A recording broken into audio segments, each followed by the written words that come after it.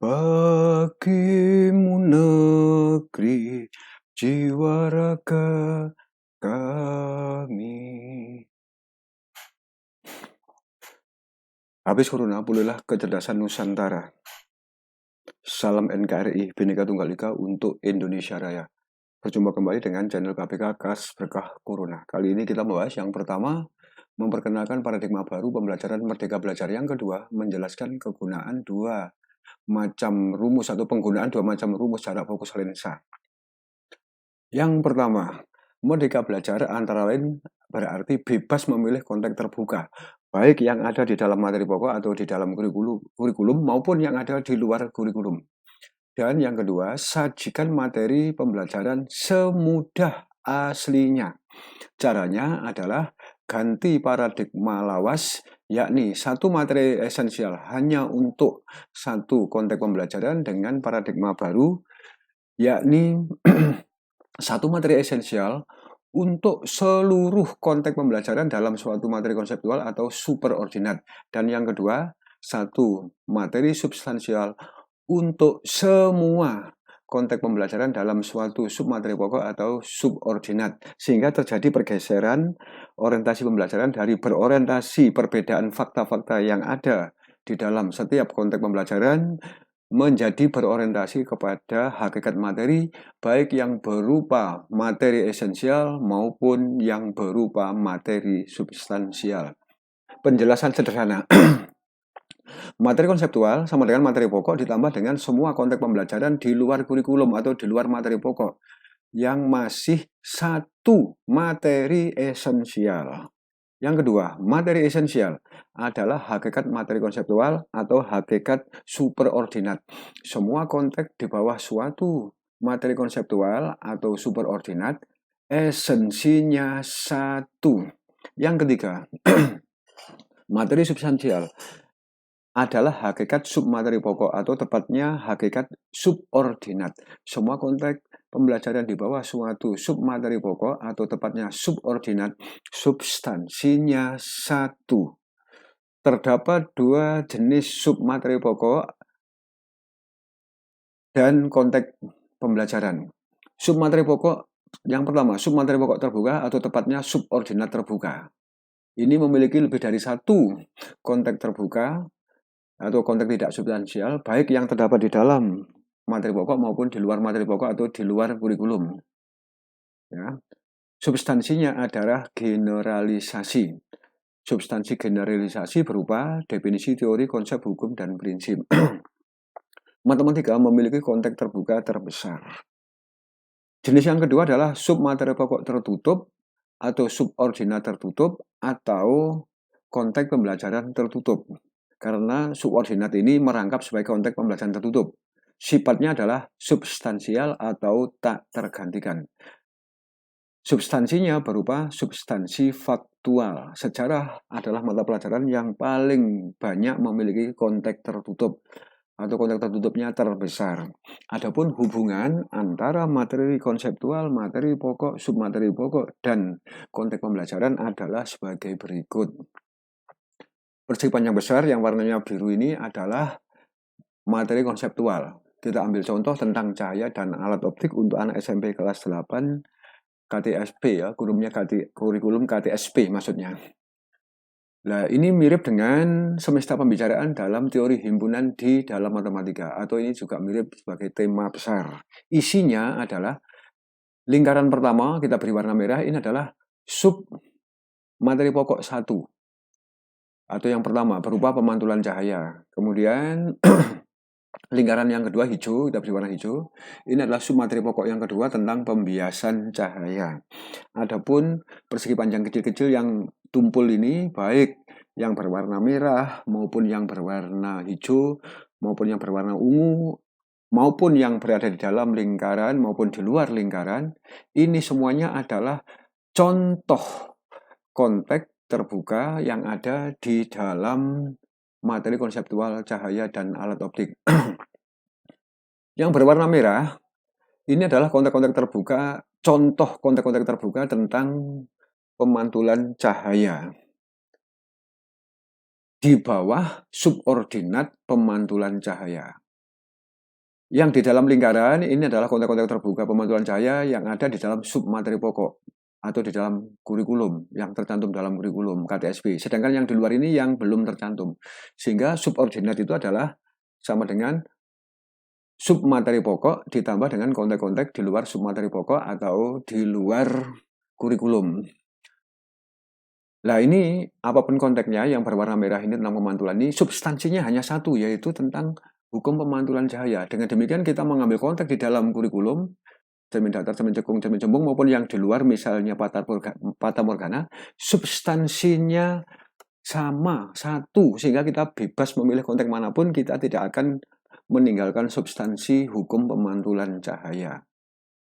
Sedangkan yang berwarna hijau yang di dalam lingkaran ini adalah kontek-kontek yang tercantum di dalam kurikulum KTSP, sedangkan yang di luar lingkaran ini adalah yang belum tercantum di dalam KTSP.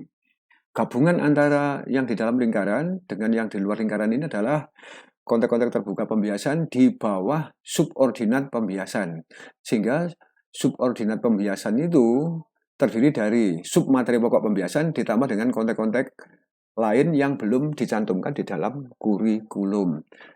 Yang menarik, substansinya semuanya yang berwarna hijau ini sama, yaitu atau satu, yaitu hukum pembiasan cahaya. Sinar datang garis normal, sinar bias terletak pada satu bidang datar, dan yang kedua, sinar dibiaskan mendekati garis normal jika datang dari medium renggang atau zat optik indeks biasnya kecil ke medium yang lebih rapat atau indeks bias zat optiknya lebih besar. Atau sebaliknya, dibiasakan menjauhi garis normal jika datang dari medium yang indeks biasnya lebih besar ke medium yang indeks biasnya lebih kecil.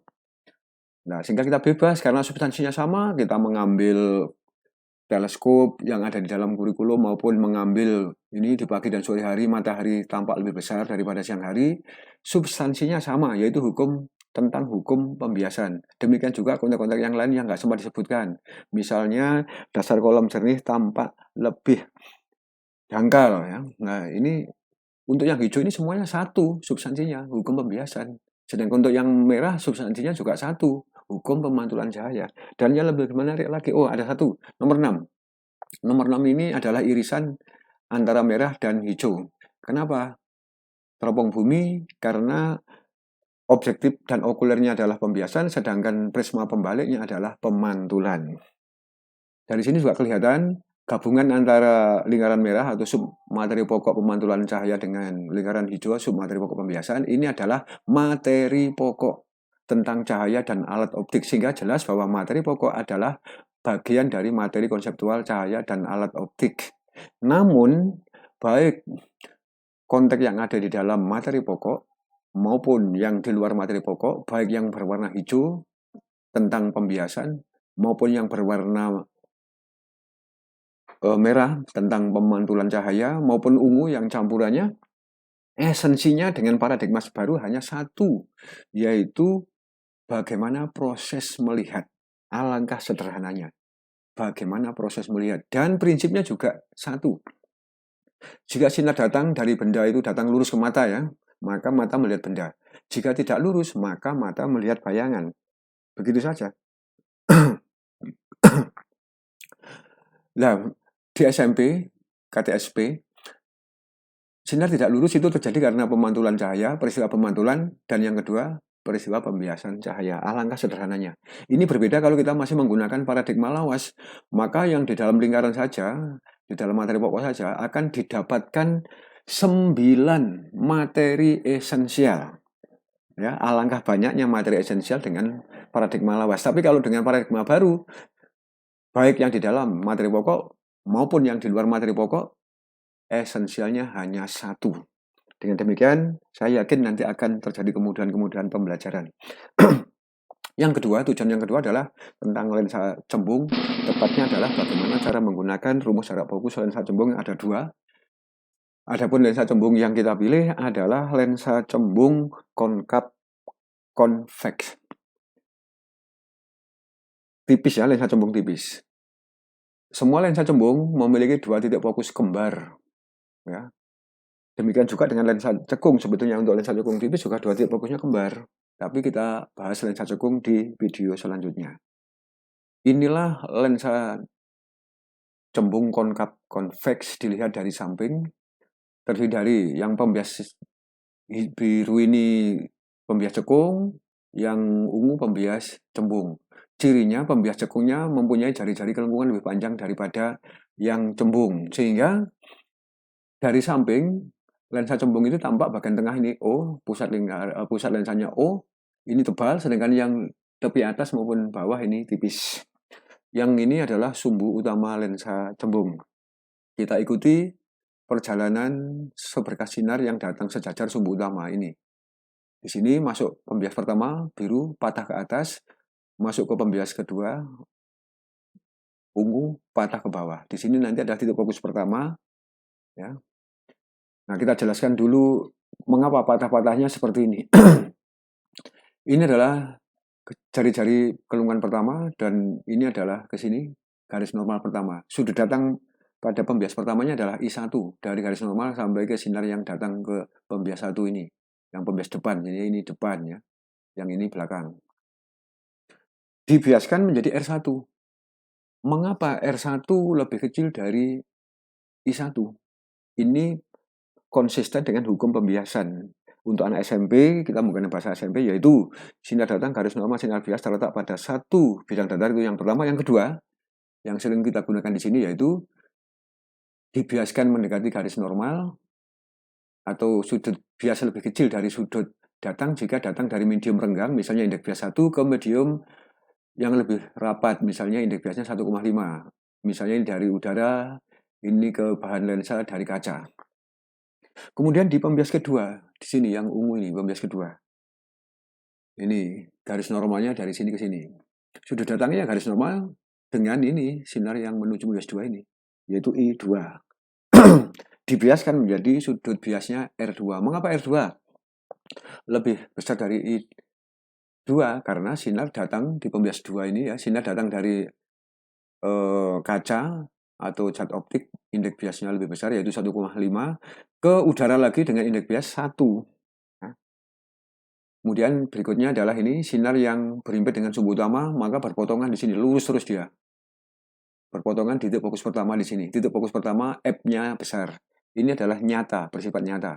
Titik fokus pertama lensa cembung adalah titik potong semua sinar bias yang berasal dari benda jauh tak terhingga, misalnya matahari atau apa di sini ya, jauh tak terhingga. Nah, benda jauh tak terhingga di depan lensa itu digambarkan sebagai dua sinar yang saling sejajar, dari sinar atas dengan sinar bawah ini saling sejajar. Bersifat nyata. Ini perjanjian tanda umum, kita ambil sebagian yang berkaitan dengan lensa untuk menjelaskan bagaimana cara menggunakan rumus jarak fokus lensa. Yang pertama, pengukuran semua jarak dimulai dari lensa. Ini tanda umum juga untuk cermin, tapi kita ambil yang langsung dengan lensa. Yang kedua, jarak bayangan SI, jarak fokus F kecil. Kalau titik fokus di sini F besar. Dan jari-jari kelengkungan R besar, positif jika searah dengan sinar bias. Ini rumus pertama yang digunakan untuk cara fokus, yaitu 1 per F kecil sama dengan kurung buka N2 dikurangi N1 kurung tutup dikalikan kurung buka 1 per R1 dikurangi 1 per R2 kurung tutup. Kita masukkan angka-angkanya. Indeks bias N2 ini 1,5 kaca, sedangkan N1 itu udara 1. R1 kok negatif? Karena R1 ini mengukurnya dari lensa ke kiri, ke sini. Pusatnya di sini. Sedangkan sinar biasnya ke kanan, berlawanan arah, maka min. R2 juga min. Kenapa? Pengukuran arah jari-jarinya kan dari pembias ini, ungu ini ke kiri, ke pusat kelengkungannya di sini, panjangnya 3 cm ya, ke kiri, sedangkan arah sinar biasnya ke kanan, maka juga negatif. Dikurangi negatif, maka sama dengan ditambah. Ini ditukar, yang 1/3 taruh di depan, samakan penyebutnya 12, pembilang kalikan 4, penyebut kalikan 4. Sedangkan yang ini 1/4 kalikan 3, pembilangnya, penyebutnya juga kalikan 3 di sini. 4 dikurangi 3, pembilangnya 1 dibagi 12 dikalikan setengah, 1/24 sama dengan 1 per F. F-nya kecil. Maka jarak fokusnya F kecil sama dengan 24 dibagi 1, positif 24 cm.